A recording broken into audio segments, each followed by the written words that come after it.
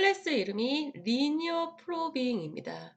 키와 밸류가 제네릭으로 구현이 되어 있고요. 테이블 크기는 13으로 정해졌습니다. 해시 테이블 A, 오브제 클래스의 객체 A를 생성을 하는데, 오브제 클래스는 자바에서 모든 클래스가 상속받는 슈퍼 클래스라고 했잖아요. 초기 사이즈는 M 13입니다. 해시 테이블 배열 A, 키 타입이죠. 제네릭으로 구현된 키 타입의 배열 A, 해시 테이블로 사용이 되고요. 그 다음 역시 배열 D를 선언을 합니다. 키 관련 데이터를 저장할 용도입니다. 밸류 타입으로 되어 있고요. 해시 함수입니다. 키 타입 키를 매기 변수로 받고 해시 메소드 앞에서 본 그 메소드 맞습니다. 해시코드 자바에 내장되어 있는 해시코드 메소드를 리턴을 받죠. 그 리턴된 키에 이러한 16진수를 곱해서 AND 연산을 취한 다음에 해시 테이블의 크기로 나누어서 그 나머지 값을 정수로 리턴을 하는 메소드입니다. 왜 이러한 16진수를 곱하는지 앞에서 설명을 했죠. 해시코드는 음수가 나올 수 있기 때문에 양수로 변환해야 하기 때문에 이러한 16진수와의 AND 연산을 취한 것입니다. 삽입 연산은요, put 메소드로 이루어집니다. put 역시 k와 데이터를 매기 변수로 받고요. 여기서 그 해시 메소드를 바로 호출을 하죠. 키를 건네주면서 해시 메소드의 결과값을 이니셜 포지션에 담습니다. 초기 위치예요. 이 해시 메소드에 의해서 리턴되는 값은 해시 값이 되는 거죠. 해시 어드레스 혹은 해시 값. 그 해시 값에 해당되는 포지션이 이니셜 포지션이 되는 겁니다. 이니셜 포지션 값을 i에 놓고 j는 1부터 시작을 합니다. 여기서의 이 j 값은요, 앞에 식에서 j는 0, 1, 2, 3 이렇게 일씩 증가시킨다고 되어 있는데 이때의 j입니다. 충돌이 발생이 되었을 때 일씩 증가를 시키면서 빈 공간을 찾겠다는 거죠. 우선 if do while loop입니다. if ai가 null이라면 여기서 i는 처음에는 이니셜 포지션이잖아요.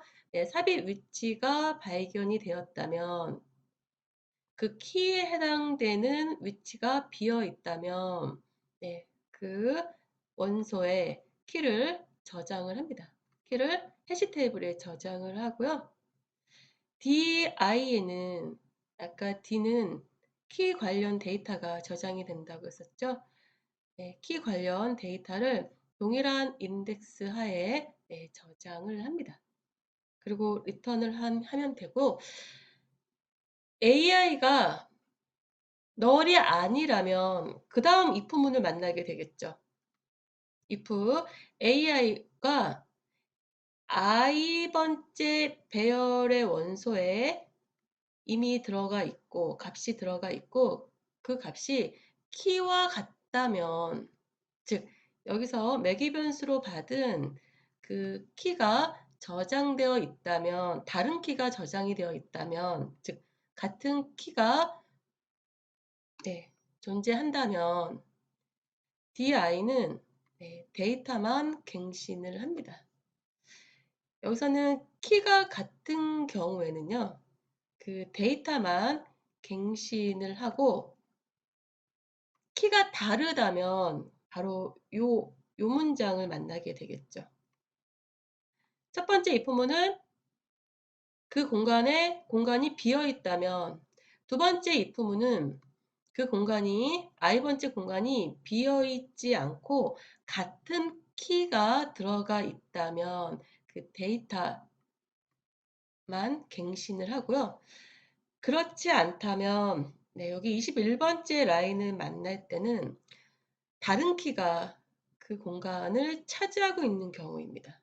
그러면 J는 1부터 시작을 하니까 1을 더한 다음에 이니셜 포지션 플러스 J를 한 다음에 M으로 나눈 나머지 값을 I에 저장을 하죠. 그 다음 위치를 찾겠다는 겁니다. 그리고 나서 J는 하나 증가를 시킵니다. 후 위 연산자입니다. J를 나중에 증가를 시키는 거죠. 이 루틴을 반복을 합니다. 언제까지? i가 이니셜 포지션이 아닐 동안에는 이 문장이 반복 수행이 되는데요. 현재 i가 초기의 위치와 같게 되면, 즉, 이 조건이 만족이 안 되면, 즉, i가 이니셜 포지션과 같게 되면, 루프가 종료가 됩니다. 그 다음에 get 메소드는요, 그 탐색 연산이죠. 키를 매기 변수로 받습니다. 그 키에 해당되는 해시 값을 이니셜 포지션으로 정하고요. i는 이니셜 포지션, j는 1, while 루프입니다. ai가 null이 아니라면, 즉 ai가 비어있지 않다면, 그 안에서 if문이 있는데요. ai에 있는 값이 키와 같다면 키를 찾은 거죠. 매기 변수로 받은 키와 같다면 키 찾는 데 성공을 한 것이기 때문에 그 di 같은 인덱스에 배열 D에 있는 정보를 리턴을 합니다. 그렇지 않다면, 같지 않다면 J를 하나씩 증가를 시키면서 키가 저장된 위치를 찾아야 되는 거죠. 다음 위치를 찾으면서 루프를 반복 수행합니다.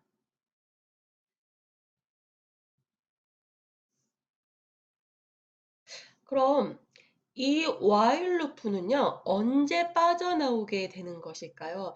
루프를 빠져나와서 return null을 하거든요. 이 null을 리턴을 할 때는 탐색에 실패를 했다는 겁니다.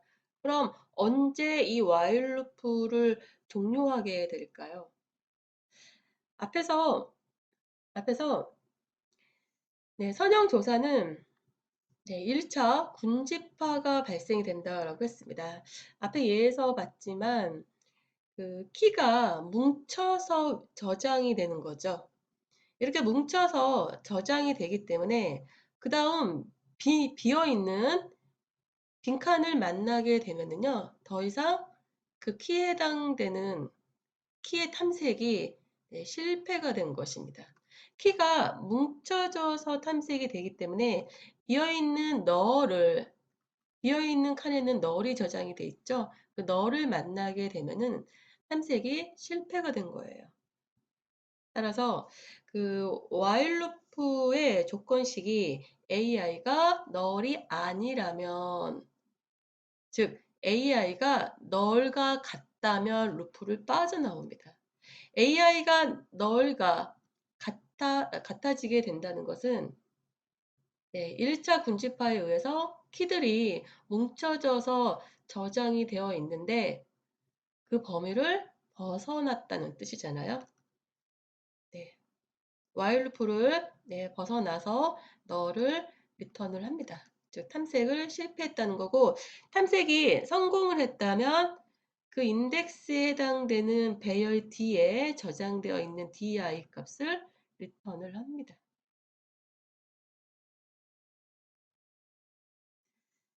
앞에 나와 있는 코드에 대한 설명인데요. 다음은 메인 메소드입니다. 리니어 프로빙 클래스의 객체에 t를 만들고요. 이 t 객체에 그 풋 메소드를 호출해서 여러 개의 키를 해시 테이블에 저장하고 있습니다. 앞에 있는 게 키고요. 두 번째가 그 value가 되겠죠. 이러한 키들을 차례로 해시 테이블에 저장을 하고 탐색 결과 출력이 되고 50의 데이터, 즉 앞에서 get 메소드를 호출을 해서 키를 전달하고 있습니다. 그러면 그 키에 맞는 배열 뒤의 데이터, 즉 value가 리턴이 되겠죠. 키를 인자로 전달하고 있는 겁니다. 50의 데이터가 오렌지가 나오고요. 63, 키 63에 해당하는 데이터, 그 워터멜론이 출력이 되었습니다. 그 다음 해시 테이블, i는 0부터, 여기서 m은 해시 테이블의 크기거든요. 그러면 인덱스는 0부터 n-1까지 포르프가 돌아가는데요. 그 인덱스 i 값을 두 자리로 출력을 시킵니다. 인덱스 0부터 1, 2, 10까지 10까지 있는 거 봐서는 그 해시 테이블의 크기는 11로 설정이 되어 있겠죠. 조금 후에 확인을 하겠습니다. 그리고 한 줄을 띄운 다음에 이제 그 배열 해시 테이블 인덱스 i에 들어있는 값, 이게 바로 키가 되겠죠. 그 키를 출력을 시킵니다. 그럼 50의 데이터는 오렌지였습니다. 키 50에 해당되는 데이터가 인덱스 6에 해당되는 키였고, 그의 밸류가 즉 D6이 오렌지라는 뜻이죠. 마찬가지로 63은 인덱스 8에 있는 키입니다. 따라서 A 8에는 63이 들어가 있겠고요. D 8에는 그 워터멜론이 들어가 있겠죠. 수박이 들어가 있을 것입니다. 실습을 진행을 하겠습니다.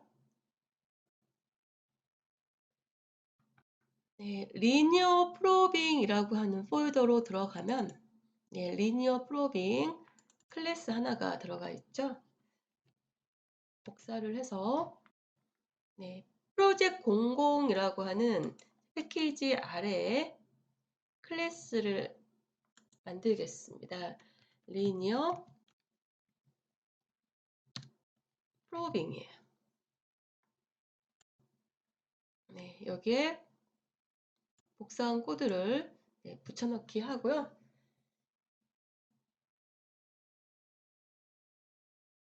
붙여넣기 하고 이 코드에서 이 앞부분을 주석 해제를 하고요. 이 뒷부분은 삭제를 합니다. 그리고 실행을 시켜보면 강의 자료에 나와 있는 실행 결과와 동일한 결과가 출력이 되겠죠. 여기 보시면은 해시 테이블의 인덱스가 0부터 10까지, 그러면 해시 테이블의 크기는 11이 되는 건데, 확인을 해보면은요, 여기 m은 11로 되어 있습니다. 이 부분을 소수 13으로 설정하게 되면 인덱스는 0부터 12까지가 되겠죠. 지금처럼 보는 바와 같이 키들이 이렇게 뭉쳐져서 저장이 됩니다. 1차 군집화가 발생이 된다는 거죠. 선형조사 실습이었고요. 다음은 2차 조사입니다. 역시 개방 주소 방식인데요. 2차 조사, 쿼드라틱 프로빙은 선형조사와 근본적으로 동일한 충돌 해결 방법입니다. 충돌 후에 배열에서 앞에서 선형조사는요, 플러스 J였잖아요. J의 1승이었죠. 그래서 선형조사인데, 선형 리니어인데, 2차 조사는 J의 2승입니다. 선형조사보다 J의 2승, 여기서 J는 0, 1, 2, 3 이렇게 하나씩 증가를 시키면서 그 값의 제곱을 취하면서 더 멀리 떨어진 곳에서 empty 원소를 찾게 됩니다. 2차 조사 방식의 키 저장 과정입니다. 여기가 키가 나왔고요. 그리고 해시 값이죠. 그 키에 해시 테이블의 크기로 나누어서 나온 나머지 값을 해시 값으로 한다면 역시 나눗셈 함수가 사용이 되고 있죠. 25를 13으로 나눈 해시 값은 12입니다. 여기는 11이 되고요. 자, 우선 인덱스 12에 25가 저장이 됩니다. 저장이 되었고요. 인덱스 11에 37이 저장이 됩니다. 37 저장. 인덱스 5에 18이 저장이 됩니다. 그리고 인덱스 3에 55가 저장이 되었고, 인덱스 9에 22가 저장이 되었고, 그 다음 또다시 인덱스 9에 35를 저장을 해야 하는데 여기서 충돌이 발생이 된 거죠. 우선 J는 1부터 시작을 하죠. 1의 제곱을 취해서 인덱스 10으로 갑니다. 10은 비어 있었기 때문에요. 그 35를 저장을 하는 것이고요. 그 다음은 12일에 인덱스 11에 앞에서 37이 저장이 되어 있었습니다. 37이 또다시 인덱스 11에 50을 저장하려고 했는데 이미 있기 때문에 빈 공간을 차지해야 되는 거죠. J는 1부터 찾습니다. 그러면 1의 제곱이니까 플러스 1의 제곱이니까 12로 가서 이미 25가 있죠. 그러면 플러스 2의 제곱을 합니다. 4잖아요. 1, 2, 3, 4. 여기에 50이 저장이 되는 것이고, 그 다음은 또다시 11에 63을 저장해야 합니다. 11에 63. 키가 충돌이 되기 때문에 다시 플러스 1부터 합니다. 플러스 1 역시 빈 공간이 아니죠. 그 다음 플러스 2를 합니다. 2의 제곱이죠. 플러스 2의 제곱을 했더니 역시 50이 들어가 있고요. 그럼 플러스 3의 제곱을 하는 겁니다. 그럼 플러스 9가 되잖아요. 11부터 시작해서 1, 2, 3, 4, 5, 6, 7, 8, 9. 여기 63이 인덱스 7에 저장이 되었습니다. 빈 공간에 저장이 된 것입니다. 앞에서 J는 1부터 시작을 했잖아요. J가 0이면은 그 자체니까 그 자체에 1의 제곱, 2의 제곱, 3의 제곱 플러스 해서 이만큼 떨어진 곳에 빈 공간을 찾아서 키를 저장하는 방식, 2차 조사 방식입니다.